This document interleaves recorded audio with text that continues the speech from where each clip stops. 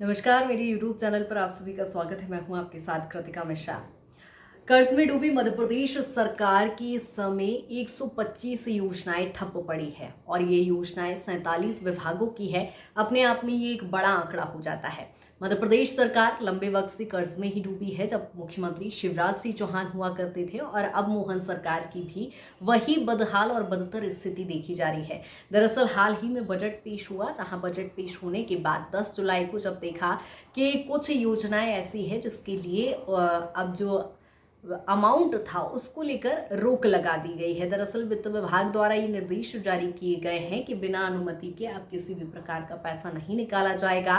दरअसल लाडली लक्ष्मी योजना हो या आयुष्मान योजना हो, ऐसी 47 विभागों की 125 योजनाएं जिनके हाल बेहाल हैं, जिनके लिए फंड नहीं है, और वित्त विभाग ने अब इसको लेकर तल्ख शब्दों में निर्देशित भी कर दिया है। लेकिन यदि हम नजर डालें कि सबसे बड़ा विभाग वो कौन सा है जो सबसे ज्यादा प्रभावित है, तो वो है स्वास्थ्य विभाग और परिवार कल्याण विभाग। कहीं ना कहीं अपने आप में ही ये संवेदनशील विभाग हो जाते हैं, क्योंकि स्वास्थ्य और शिक्षा प्रदेश की नींव होते हैं। जहां कहा जाता है कि ये प्रदेश का भविष्य भी तय करते हैं, जहाँ स्वास्थ्य विभाग अपने आप में संवेदनशील विषय होने के चलते भी सबसे ज्यादा यही विभाग है प्रभावित नजर आ रहा है। अब देखने वाली बात होगी हालांकि कि किस तरह से इसे मैनेज किया जाता है।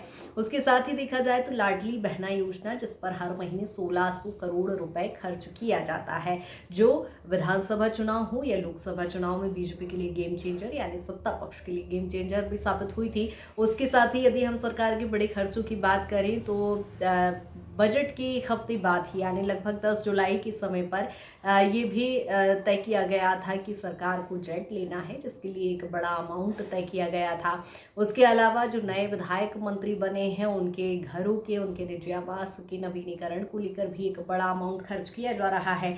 ऐसे में गरीब कल्याण योजना हो या आयुष्मान योजना हो, स्वास्थ्य विभाग हो, परिवार कल्याण विभाग हो, जिन पे अब संकट के बादल मंडराते नजर आ रहे हैं। वित्तीय संकट ये है, सरकार के लिए चुनौती है, लेकिन आमजन यदि देखा जाए तो इस पर कितना प्रभावित होता है, ये एक सोचने का और गंभीर विषय कहीं ना कहीं हो जाता है। और अब सरकार इससे कैसे निपटेगी, इसको लेकर एक बड़ा सवाल ये भी खड़ा होता है कि सरकार जब पहले से ही कर्ज में डूबी है, तो अब इस संकट से कैसे सरकार बच पाएगी, और सरकार यदि बच पाती है तो इस संकट की मार कहीं ना कहीं आम जनता को झेलना पड़ेगा, जो कि लगभग लंबे वक्त से हम महंगाई, बेरोजगारी जैसी चीजें देख ही पा रहे हैं कि जहां दाल भी गरीब आदमी की थाली से गायब नजर आ रही है।